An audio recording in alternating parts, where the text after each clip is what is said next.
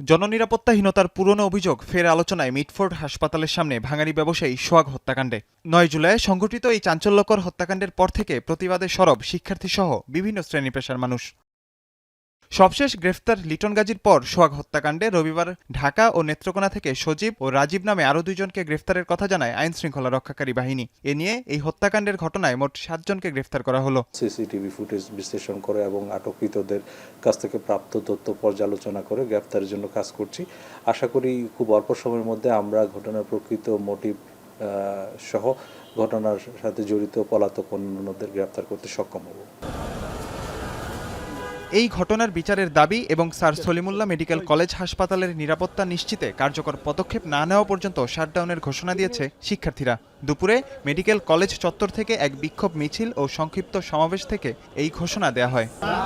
আমাদের দাবি হচ্ছে যেখানে হত্যাকাণ্ড হয়েছে ওখানে কোনো সিকিউরিটি গার্ড নাই, ওখানে যে সিকিউরিটি গার্ড থাকে। এদিকে সচিবালয়ে আইনশৃঙ্খলা পরিস্থিতি বিষয়ক বৈঠক শেষে সাংবাদিকদের সঙ্গে কথা বলেন স্বরাষ্ট্র উপদেষ্টা। রাজধানীতে মিটফুডে যে চাঁদা না পেয়ে ব্যবসায়ীকে নারকীয় হত্যাকাণ্ডের ঘটনা সহ দেশব্যাপী সম্প্রতিকালে যেসব হত্যাকাণ্ড ঘটেছে এসব কর্মকাণ্ডে জড়িত সবাইকে আইনের আওতায় আনতে বর্তমান সরকার বদ্ধপরিকর। দেশে চলমান চাঁদাবাজি ও সন্ত্রাসী কর্মকাণ্ডের প্রতিবাদে ঢাকা কলেজে প্রতিবাদ সমাবেশ করেছে উচ্চ মাধ্যমিকের শিক্ষার্থীরা। সকালে ঢাকা কলেজের মূল ফটকের সামনে এই সমাবেশ অনুষ্ঠিত হয়। এ সময় শিক্ষার্থীরা রাজনৈতিক দলগুলোকে সতর্ক করে বলেন, দেশের চলমান অস্থিরতার জন্য রাজনৈতিক দলগুলোকেই দায় নিতে হবে।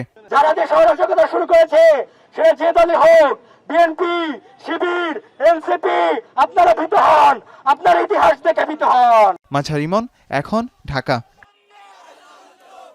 টাইলক্স টয়লেট ক্লিনার, যার অ্যান্টিব্যাকটেরিয়াল এজেন্ট টয়লেটের কোনায় কোনায় পৌঁছে ৯৯% জীবাণু ধ্বংস করে।